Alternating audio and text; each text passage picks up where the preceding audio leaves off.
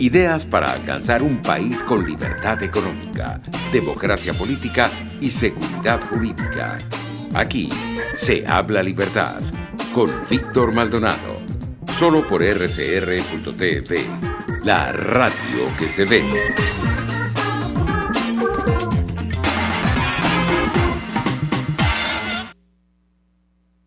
Bueno, volvemos en Aquí se habla libertad, 31 de julio del año 2020 por rcr750.com. San Ignacio de Loyola, en todo amar y servir. Estaba leyendo ahorita una biografía que mandaron por la red de la escuela del Colegio San Ignacio que decía, bueno, es el único santo que tiene prontuario policial, porque de verdad que tenía mala conducta hasta que una bombarda le destrozó la pierna, se fue al monasterio, a un monasterio, ahorita no recuerdo cuál, y bueno, comenzó su conversión. De verdad que en el siglo XVI, XV, en el siglo XVI no era fácil sobrevivir a una fractura múltiple de pierna, ¿no? De hecho, él siempre cogió, pero también caminó muchísimo. Pero ya de eso nos podría hablar después nuestro querido amigo Daniel Abud, nuestro historiador a mano siempre. Bienvenido, Hugo, ¿cómo estás? Buenos días, Víctor, ¿cómo estás? Gusto saludarte. Hoy Estoy día poniendo San la Ignacio, cámara para que me veas, que tengo buen internet para que te acuerdes de mí.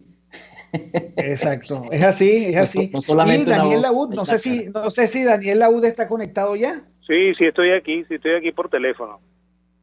Profesor Laud, ¿es verdad que el único santo con prontuario policial era San Ignacio de Loyola? Hay muchas otras cosas diferentes que aprender de él, la verdad, ¿no? Pero bueno. Bueno, yo no estoy muy seguro de eso, ¿sabes? Pero lo que sí era que era según lo que tengo entendido, era un joven muy apuesto, y además de muy apuesto, bastante soberbio con esa supuesta belleza que tenía, y esa fractura le cuestionó toda esa realidad y lo hizo ensimismarse. Y creo que eso fue parte del aprendizaje que él obtuvo de esa fractura, ¿no? Él pasó bastante tiempo, primero recluido en el hospital y luego En su casa. luego recuperándose, ¿no? Y como tú comentas, que fue cojeando toda su vida, ¿no? Incluso tenía astillas de hueso salidas desde la pierna, porque la fractura no, en aquella época no se operaban los huesos, pues entonces el hueso quedó torcido dentro de la pierna y se salía por la carne. Entonces es una cuestión bastante fea, y eso, como comento, le hizo autocuestionarse mucho su belleza, pues, ¿okay? Y su belleza física, pues. Pero es un individuo otra belleza, para aprender, la belleza de la santidad, mucho de él, ¿sí? ¿no? ¿Okay? Pero sabes que hoy también es el cumpleaños de sorprendente. Milton Friedman. Ajá, dime. Hoy también es el cumpleaños de Milton Friedman. Eso le iba a decir, ¿no? Sí, en nuestro santoral liberal, Milton Friedman, Sí. otro que ha tenido, digamos, un impacto importantísimo en nuestra forma de ver la economía. Recuerdo él que decía, usted quiere eliminar la inflación, usted elimina el gasto público y punto. Sí, porque al fin y al cabo no hay almuerzo gratis, ¿no? Él le dijo a los keynesianos que el dinero sí era importante. Money is the matter, decía el que rehizo. Bueno, y de eso queríamos hablar, porque y esto simplemente es por un tuit precisamente del profesor Laud, que hablaba de la dolarización. Y la pregunta es, bueno, ¿en qué andamos con D-Money en Venezuela? Hay una dolarización creciente. Bueno, le pregunto ¿en qué consiste este esquema de dolarización totalitaria? El que, bueno, efectivamente, bueno, la economía está destrozada, eso es de perogrullo, ¿no? Pero ¿qué sentido le podemos conseguir al aquí y ahora de nuestra economía? ¿Qué sentido tiene? ¿Qué sentido le podemos conseguir ahora a esta forma de economía venezolana? Ah, claro, bueno, no, lo que ocurre es una cosa que era de perogrullo, ¿no? O sea, la hiperinflación, la gente siempre asocia la palabra inflación con subida de precios, ¿no? Y y eso es un defecto keynesiano que tenemos todos, incluso los economistas lo tenemos mucho más centrado, porque a nosotros cuando nos dan clases de macro nos hacen ver la inflación como solamente un fenómeno de subida de precios, ¿no? En realidad la inflación es el daño permanente a la moneda, ¿no? Sí, y ese daño permanente a la moneda daña la capacidad de compra de la moneda, que es el verdadero valor del dinero, ¿no? O sea, el precio del dinero es eso, no como le enseñan a uno en macro de que el precio del dinero es la tasa de interés. No, señor, el precio del dinero es la capacidad de compra del dinero. Y el proceso inflacionario es un proceso de destrucción del valor de la moneda, y por supuesto cuando se exacerba eso hasta llegar al fenómeno de la hiperinflación, la moneda queda destruida por completo, ¿no? Y lo que nosotros estamos viendo en este momento es que el bolívar ya no existe, pues, ¿okay? O sea, el bolívar es un papelito que se usa por allí y que constantemente está perdiendo valor frente al dólar, y por esa razón toda la economía está tendiendo de manera espontánea a el dólar o a cualquier otro tipo de moneda dura, ¿no? O sea, aquí no estamos recurriendo al euro porque no hay una circulación masiva de euros, pero como la gente tiene acumulados dólares, el dólar se está usando como medida de valor y como unidad de cuenta, pues. O sea, aunque no esté declarado oficialmente, y los economistas les gusta mucho eso de que el gobierno haga una manifestación de que el dólar ya es la moneda oficial, pero independientemente de que el gobierno lo haga o no lo haga, la sociedad ha adoptado esa moneda como símbolo, nos guste o no nos guste, y la economía la economía venezolana está dolarizada desde hace ya más de 6 meses, pues. O sea, aquí no hay remedio, pues. O sea, lo único que falta es que por fin se decidan a decir efectivamente estamos dolarizados, pues, ya. Hugo. No, lo que podría agregar versus lo que dice el profesor Laud es que realmente es la consecuencia de las personas, los seres humanos buscando algún tipo de orden, ¿no? De protección. O sea, se genera una especie de orden espontáneo. Entonces, la dolarización es muy diferente en el Táchira que en Caracas o que en el sur de Venezuela, ¿no? Hacia el estado Bolívar. En el Táchira probablemente lo que prevalece es el uso del peso colombiano. No es que sea algo nuevo, siempre existió, pero ahorita es lo que más ocurre. ¿Y qué pasa? Que la gente busca la manera de proteger su dinero, ¿no? Y darle cierta estabilidad también a todo el sistema de precios, que sabemos que en un sistema de estos socialistas donde se pretendía y se pretende ya cada vez con menos éxito controlar los precios, los productos desaparecen y vuelven a aparecer una vez que se permite, digamos, que los precios se ajusten, o los empresarios y las personas empiezan a hacer las transacciones al precio que consideran que es el correcto, ¿no? O sea, ese intercambio, ese precio justo, ¿no? Es el precio que asume la reposición de ese bien o servicio y el precio que está dispuesto a pagar el consumidor como tal. Ahora, justo entre comillas, ¿no? Porque realmente estamos en una economía de guerra, ¿no? Creo que en esta fecha, mes de julio, que fue un mes de celebraciones de fechas patrias, 5 de julio y después el 24 de julio, bueno, Víctor escribió un artículo muy interesante para el 5 de julio, y en días recientes el profesor Elías Pino también, donde básicamente revisemos qué fue esa independencia, ¿no? Qué fue esa proclama, o sea, qué fue esos inicios, y saber que la economía venezolana estaba completamente devastada, el país destruido, o sea, se destruyó el país. Y uno lee eso y dice, bueno, en 200 años, ¿qué podemos celebrar? Que estamos exactamente igual o peor, porque el mundo avanzó 200 años y nosotros nos quedamos en ese punto, ¿no? Entonces, yo creo que la dolarización es la consecuencia de la gente buscando tener algún tipo de que su dinero no pierda tanto valor, porque también en dólares no es que la gente tiene fortuna, y por otro lado, las empresas, la gente que hace transacciones, tratar de dar algún tipo de precio fijo, ¿no? Porque este tema de adivinar cuánto iba a ser el tipo de cambio, la devaluación, y cuánto iba a ser la inflación, y subir los precios todo el tiempo era una locura. Entonces se perdían las ventas de los que producían localmente, y en ese interín empiezan a entrar productos importados con un precio en dólar mucho más barato porque no pagan aparte a hacer la importación, entonces se generó una distorsión total de compra de importado en algún momento. Entonces, bueno, los locales dijeron, ¿saben qué? Nosotros también vamos a dolarizarnos de facto.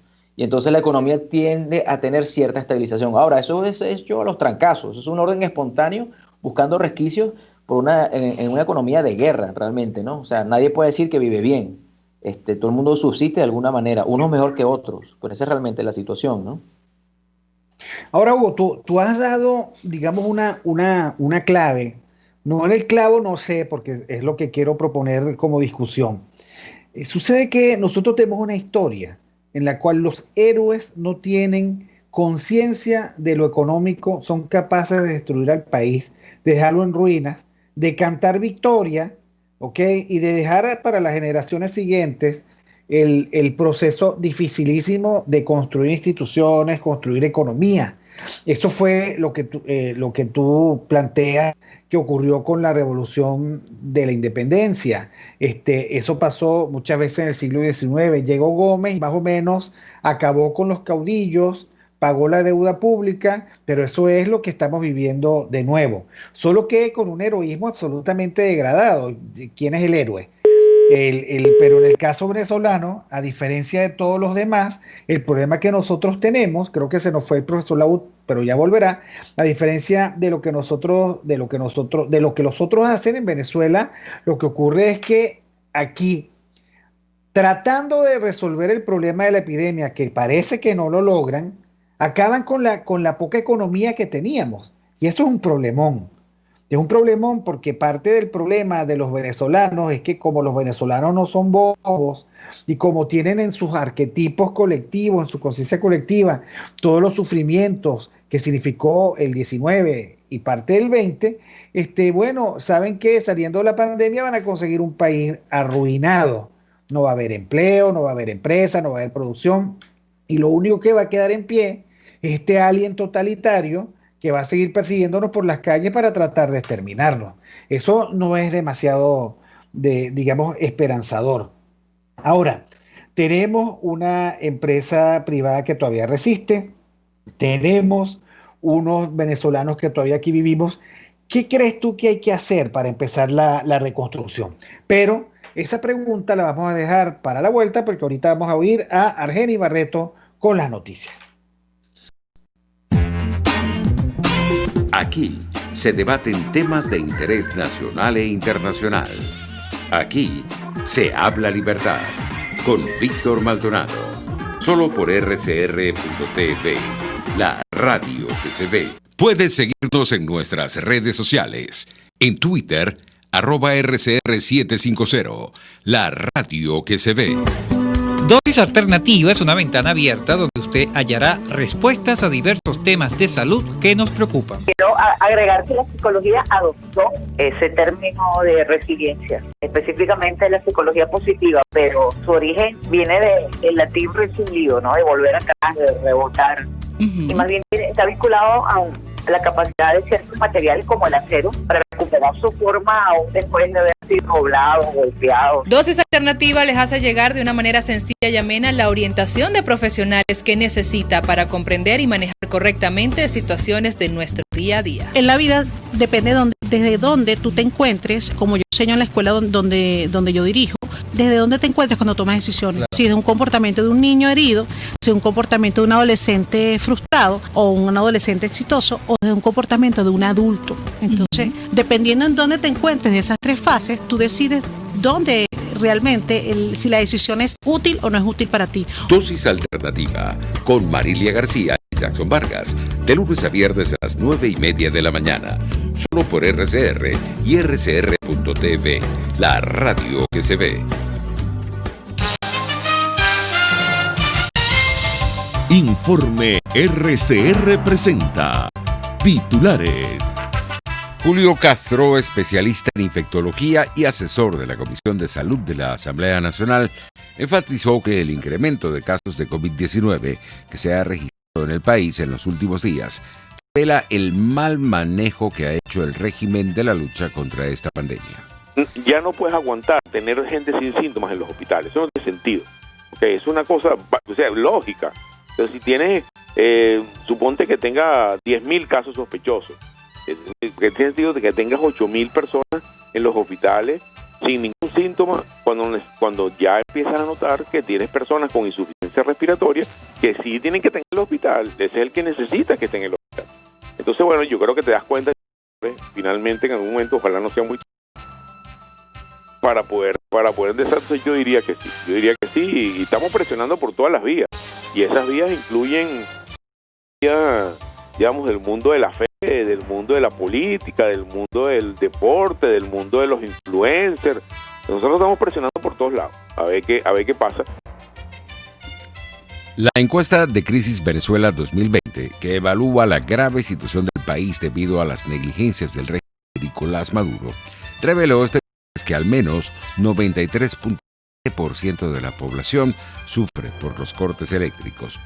Nubosidad y lluvias de intensidad variable se esperan en las próximas horas en gran parte del país. En materia internacional, el Reino Unido pospone parte de la desescalada por repunte de casos de COVID-19. La tormenta Isaías se convirtió en la madrugada de este viernes en huracán categoría 1 al sur de las Bahamas, con vientos máximos sostenidos de hasta 130 kilómetros por hora. Y en los deportes, en las grandes ligas, el venezolano Gleyber Torres recibió un pelotazo en el codo derecho. Son las 11:31 minutos con Víctor Maldonado y Hugo Bravo. Aquí se habla libertad.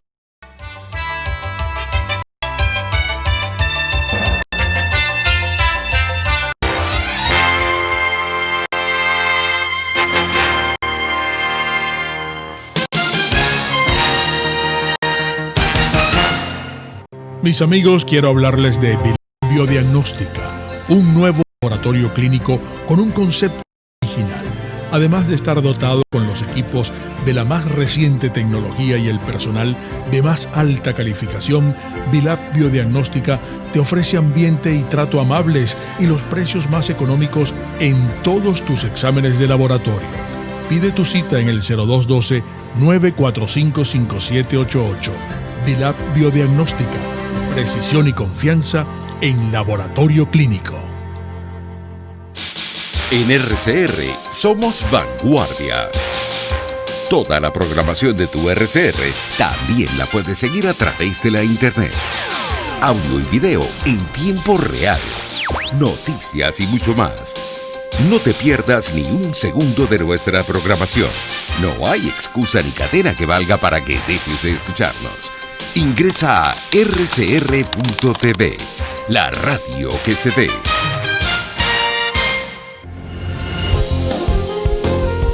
RCR 750 AM, porque lo bueno une.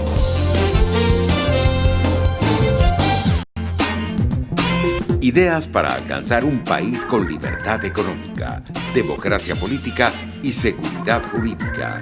Aquí se habla libertad con Víctor Maldonado, solo por rcr.tv, la radio que se ve.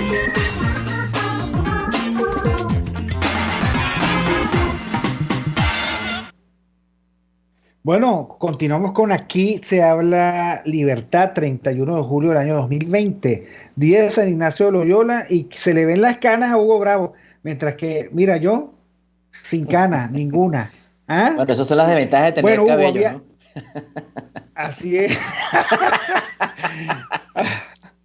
Bueno, pero es que no tengo ni un pelo de tonto. No tengo ningún pelo de tonto. Bueno, Hugo, estábamos en el tema, ya volvió el profesor Laud. El 3-1. Los héroes no tienen mesura económica. Acaban con el país, destrozan la economía, cantan victoria y dejan el trabajo sucio a las generaciones futuras. 2. Eso forma parte, digamos, de nuestra conciencia arquetipal y los venezolanos lo sabemos. Deberíamos temer a los héroes, entre comillas, porque los héroes devastan la economía, entre que son populistas y son irresponsables. 3.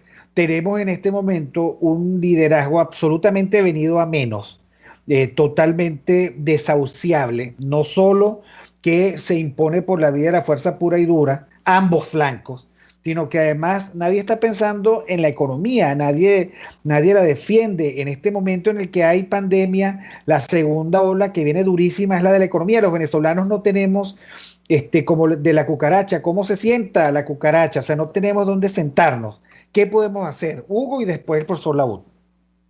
Víctor, bueno, sí, esos 3 puntos que haces, pero habías preguntado, bueno, ¿qué hay que hacer, no? para revertir toda esta situación? Entonces, creo que en términos económicos, lo hemos hablado muchísimas veces, es básicamente crear las condiciones para crear riqueza y creación de empresas, ¿no? Que es como el principal motor que ayuda en ese proceso, ¿no?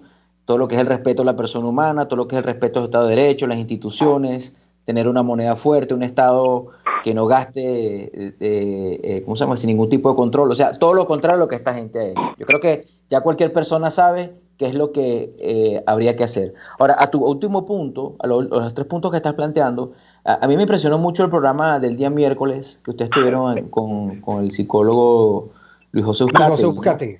Porque a mí me dejó marcadísimo cuando él habló, mira, es que los políticos viven o en el pasado o en el presente, mientras que el ciudadano vive en el futuro, mientras que el ciudadano vive en el presente, en el aquí, ahora. Yo sé que hoy tengo un día por encarar, yo no sé si llego a mañana, y el de ayer ya lo pasé y no quiero ni acordarme de él, ¿no?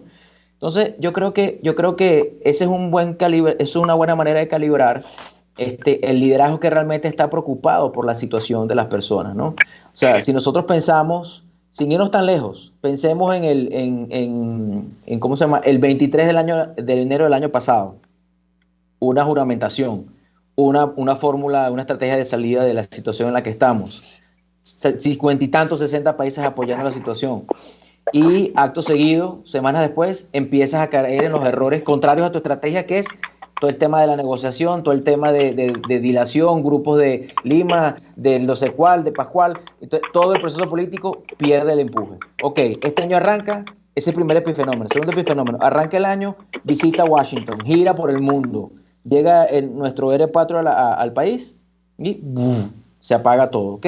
Nadie calculaba ni esperaba que iba a llegar toda esta tragedia del COVID que en el mundo ha batido brutalmente y aquí nos tiene con los pelos de punta porque ya estamos empezando a ver los estragos. Entonces, la gente no está desesperada, los políticos, por buscar soluciones para allá. Pareciera entonces, bueno, vamos a unas elecciones en diciembre, vamos a ponernos de acuerdo, no nos ponemos de acuerdo, elige un CNE, caigo a piña a tu CNE porque es ¿cómo se llama?, ilegal, no tenías por qué haberlo elegido tú, pero 2 semanas después entonces empiezo a quejarme de los cambios que hace CNE. O sea, es una cuestión que están completamente desfasados, completamente... no tienen nada que ver con la realidad del ciudadano. Y el ciudadano hoy, simplemente la política no existe. O asume que esto sigue así y él sabe que depende de él. Y bueno, yo creo que ya tampoco está dispuesto a dejarse llevar como borregos. Y el liderazgo se va a llevar un gran chasco. Yo creo que le hace falta mucho sentido de realidad, como lo dices tú, ¿no? Y el ciudadano exigir, o sea, es que ya no se prestan, ya no hay llamado que se haga a la ciudadanía que tenga algún tipo de calado, porque la gente está buscando cómo sobrevivir. Y aquel que le diga cómo lo va a ayudar a sobrevivir ya más rápido, lo va a ayudar a salir de esto, quizás a ese le empiecen a escuchar con algunos hechos que lo evidencien. Porque la gente también se cansó de las promesas. Ya me enamoré varias veces, ya me caí, ya me engañaste, ya cambié de novio y me hizo lo mismo. Entonces todos han sido iguales. Esa es la situación en la que estamos, ¿no? Entonces ese es una tragedia, por un lado, pero también es la oportunidad para que los líderes emergentes de verdad o las personas hablen con claridad. Es el momento, como dices tú, de definiciones, hablar con claridad y hacer que las cosas pasen, porque una estrategia es muy bonita, pero una estrategia sin ejecución no sirve de nada, y ahí es donde realmente ganan o fracasan las personas, las empresas, las instituciones, todos los diferentes ¿cómo se llama?, entes, ¿no?, que de alguna manera se proponen un plan y quieren alcanzarlo, porque es en este caso de vida o muerte, ¿no? Profesor Laúd. Bueno, Hugo me dejó un poquito. No, pero bueno, vamos a meternos en el tema. El asunto es que los teóricos de la escuela del Public Choice tienen una idea que creo que podemos usar, ¿no? Ellos creen que los políticos, igual que todas las personas, actuamos por incentivos, ¿no? Y el incentivo fundamental de un político es conseguir el poder, y si lo tiene, mantenerlo, ¿no? ¿Okay? Entonces, bueno, normalmente los políticos hacen hasta lo imposible para que eso pase, ¿no? Y la práctica más recurrente en Venezuela desde tiempos muy remotos, ¿no? Porque si nos vamos atrás, todos han hecho lo mismo, es regalar cosas, ¿okay? Porque en la medida en la que el líder se vea como la persona que da, ¿okay? Entonces eso motiva a las personas a aceptar ese líder como persona grata, ¿no? Y esa es quizá el estigma venezolano, ¿no? O sea, el difunto presidente Hugo Chávez, creo que usaba como imagen, le guste o no le guste a la gente, Carlos Andrés Pérez, ¿no? O sea, él trató de imitar al Carlos Andrés Pérez del primer gobierno, del gobierno del 74 al 79, y yo tengo la impresión, y eso ya es una visión mía muy particular, que Pérez usó como modelo el gobierno de Pérez Jiménez, ¿no? Okay, o sea, se distanció mucho de lo que normalmente era Acción Democrática y trató de ver como modelo el modelo del gobierno desarrollista, entre comillas, de Pérez Jiménez, ¿no? Y creo que fundamentalmente en Venezuela se cree que un presidente debe ser así, ¿no? Y eso creo que es el principal problema venezolano. Ahora, ¿cómo se soluciona eso? Bueno, la misma gente del Public Choice propone que hay que hacer cambios institucionales muy serios. ¿Aló? Aquí estamos. Ajá. ¿Aló? No, es que oigo como si se estuviera cortando algo. No, no. Hay que hacer cambios institucionales muy serios para que el gobierno se descentralice, ¿okay? y hacerle perder poder al poder ejecutivo. Eso es lo que fundamentalmente hay que hacer en Venezuela, ¿no? O sea, desde el punto de vista político, ¿no? Ahora, desde el punto de vista económico, hay toda esa gama de propuestas que nos dio Hugo, ¿okay? Son sensacionales, ¿no? O sea, el tratar de promover la existencia de empresarios en serio, ¿okay? Que de verdad sean empresarios que se arriesguen, no que busquen negocios a la sombra del Estado, sino que se arriesguen y cuando se arriesgan, bueno, dan trabajo, brindan oportunidades, hacen que el país crezca, y eso es lo que le hace falta a Venezuela, pues. ¿Okay? Yo creo que fundamentalmente yo no soy pesimista, nunca lo he sido y no lo voy a empezar a hacer ahorita, a pesar de que la ciencia mía tiene fama de ser una ciencia lúgubre. Yo insisto en que los economistas tenemos que ser optimistas y tenemos que ver al futuro con buenos ojos y fundamentalmente dejarle el futuro a los empresarios, pues, porque esos son los que de verdad crean futuro, no los modelitos que nosotros hacemos, sino ellos con su acción, pues. Sí, a mí me parece que hay varias cosas que han dicho que me gustan mucho. En primer lugar, que nosotros vivimos del mito del héroe, del hombre fuerte, del hombre que es capaz de acelerar la historia. En esa nos estrellamos siempre. Y nuestra postración al héroe caudillo es tal que lo primero que hacemos con el héroe caudillo es darle más poder. Entonces la Constitución está hecha para el caudillo, al que se le puede dar, digamos, por tiempo casi que indefinido, una renovación tras otra, la posibilidad de la dictadura, el prescindir del Congreso, y en la medida que prescindes del Congreso, prescindes del control, el check and balance, aunque digan que no, ese no es el problema, es que de hecho el hombre fuerte arrasa con todo. Ahora, parte de la agenda es entonces hacer los cambios institucionales. Parte del problema es que los que luchan contra el caudillo que está arriba, quieren llegar al poder con más poder que el caudillo que derrocaron. Y es una escalada de poder tras otra. Ninguno llega con la agenda, yo voy a luchar contra las causas que nos provocan esta desgracia, que son todas las instituciones que apalancan al caudillismo y todas las instituciones y toda la tradición que apalanca al caudillismo.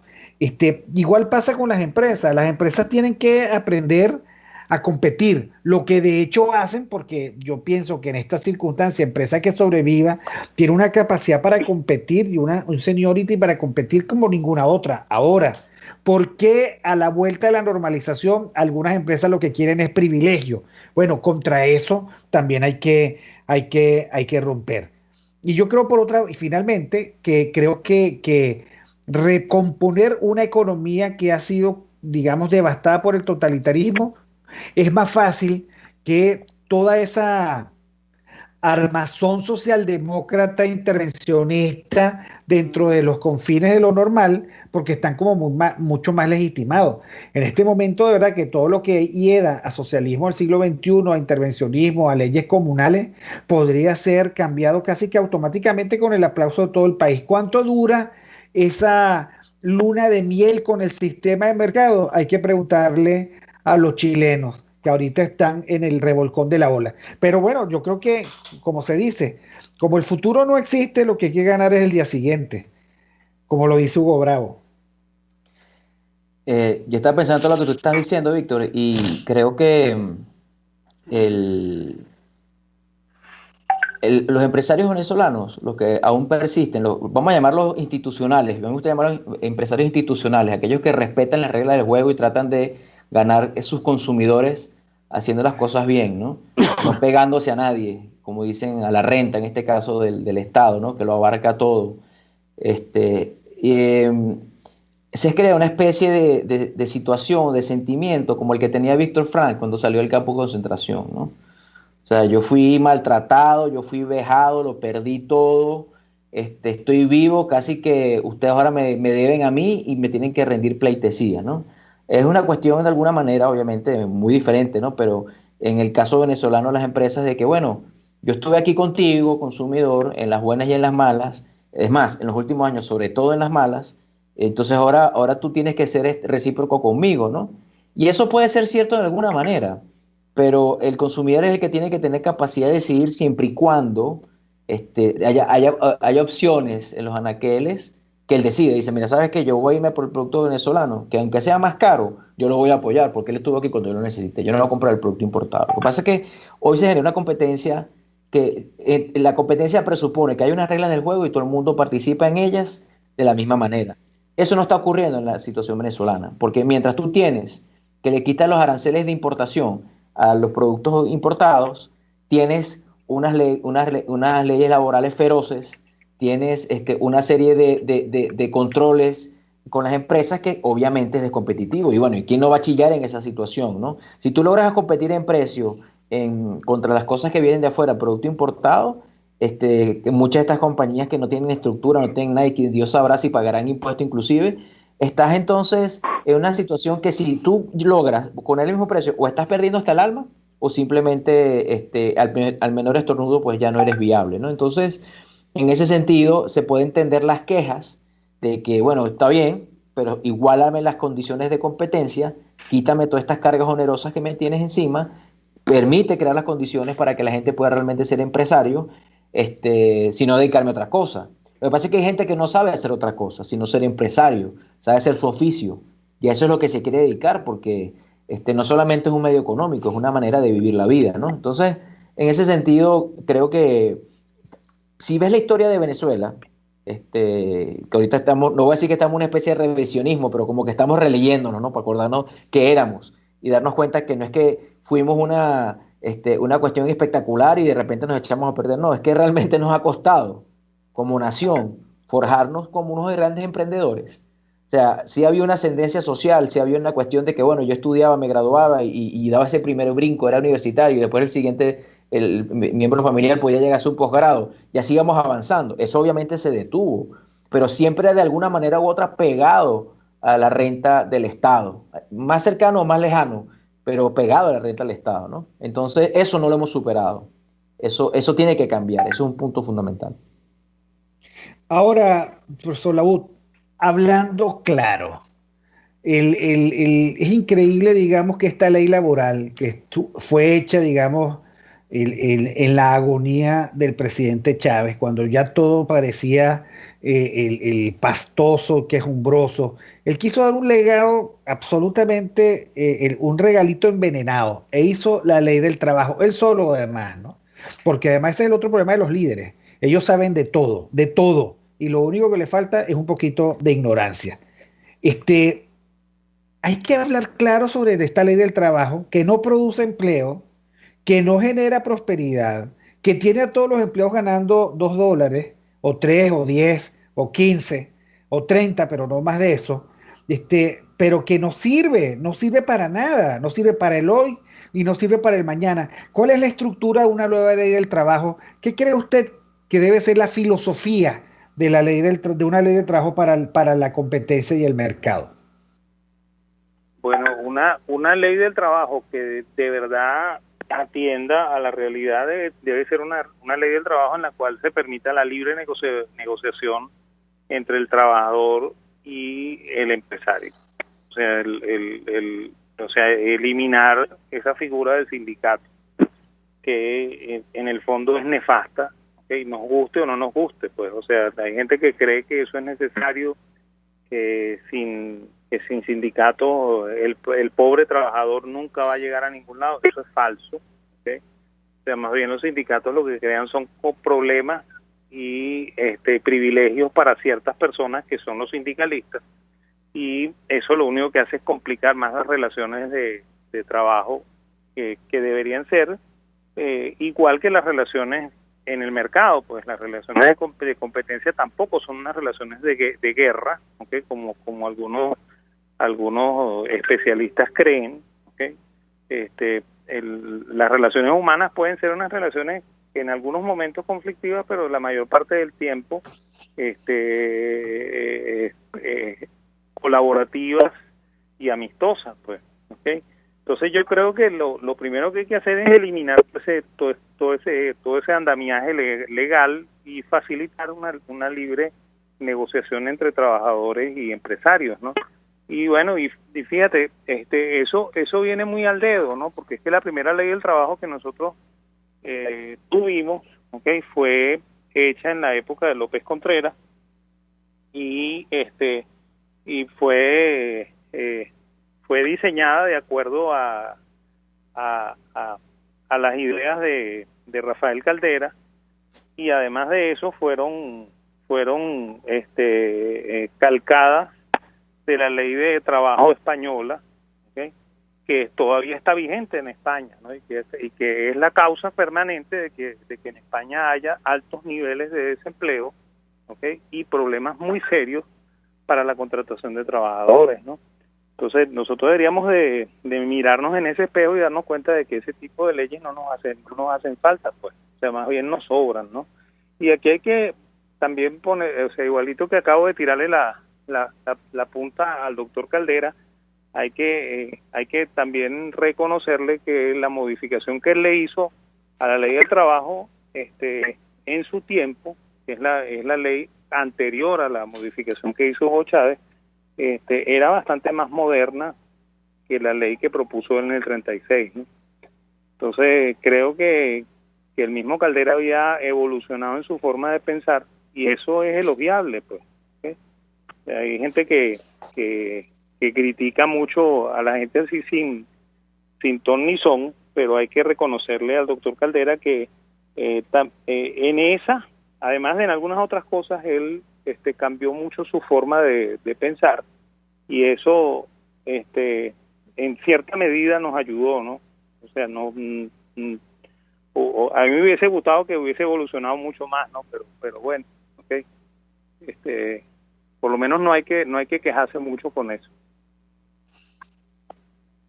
Claro, ahora hay unas rémoras allí, que si las prestaciones sociales que son retroactivas y además ajustadas por la inflación en un país hiperinflacionario, si con la moneda destruida y con una dolarización totalitaria, eso no tiene ningún sentido, no hay ninguna forma. Creo que las buenas empresas son éticas, y las empresas éticas tratan bien a sus trabajadores y son justas.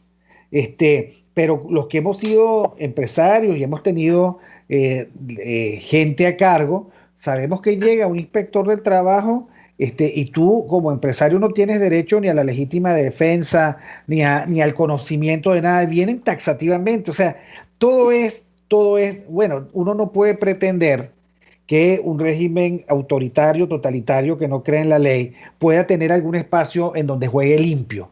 Y juega profundamente a la trampa, a la destrucción. ¿Cuántas empresas hemos visto destruidas? Hay otros países, en Uruguay, por ejemplo, la cosa es mucho más patética. Llegan unas especies de ocupas y la ley garantiza que los ocupantes, los trabajadores que ocupan, que destruyen cualquier posibilidad de prestar el servicio o mantener continuidad, bueno, son intocables. Y ahorita el presidente Lacalle, en la ley de urgente consideración, quería tocar esa ley.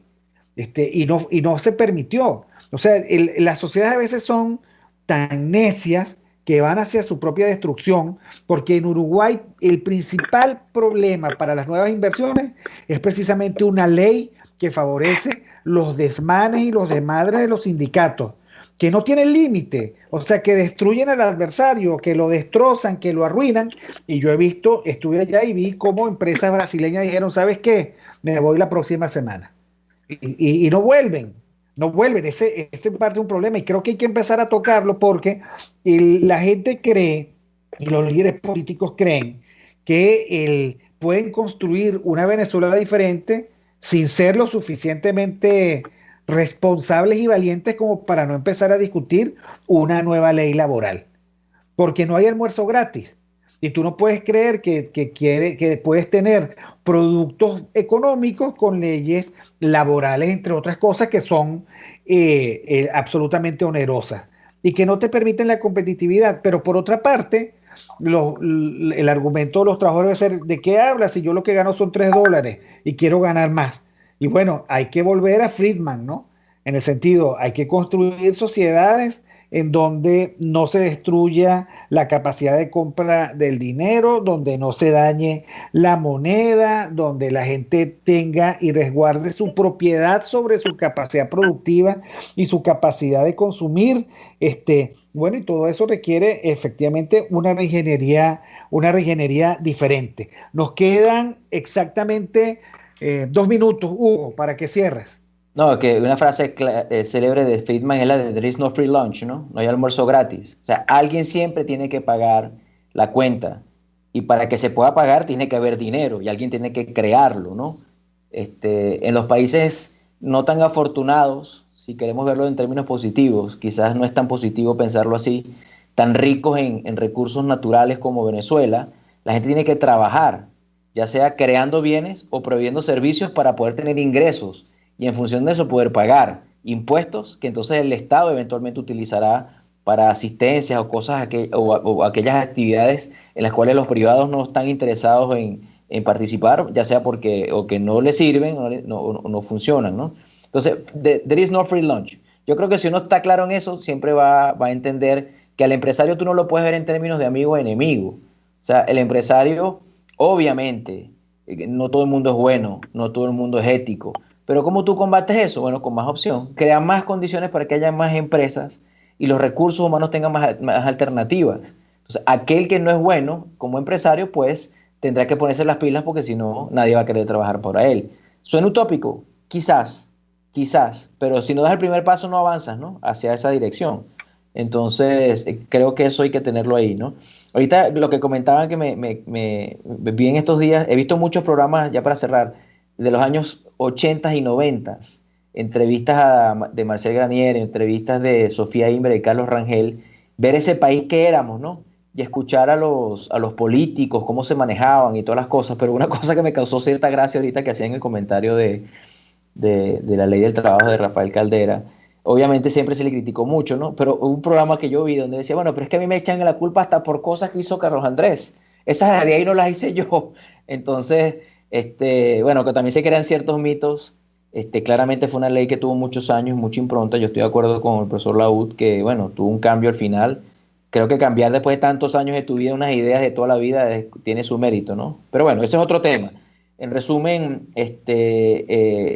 las condiciones están dadas para que el país sea algo diferente a lo que es, porque es que ya no podemos estar peor. y cualquier cosa que hagas que vaya en contra de lo que esta gente ha hecho, pues debería ser para mejor, ¿no? Y ese creo que es el mensaje final y es la esperanza que debemos tener en las manos. Bueno, muchísimas gracias, profesor Daniel Laud, @Daniel Laud en Twitter, y al profesor Hugo Bravo, @HBravoJ en Twitter.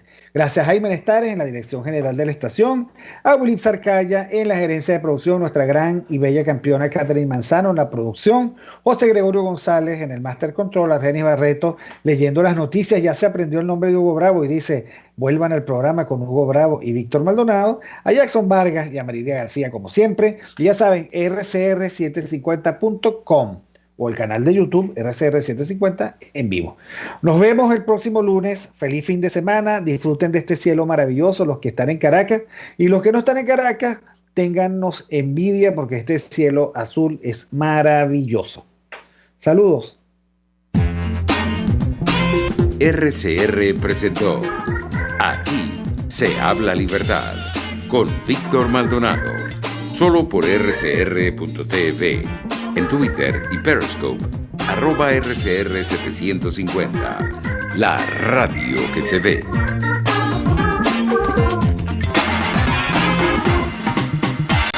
RCR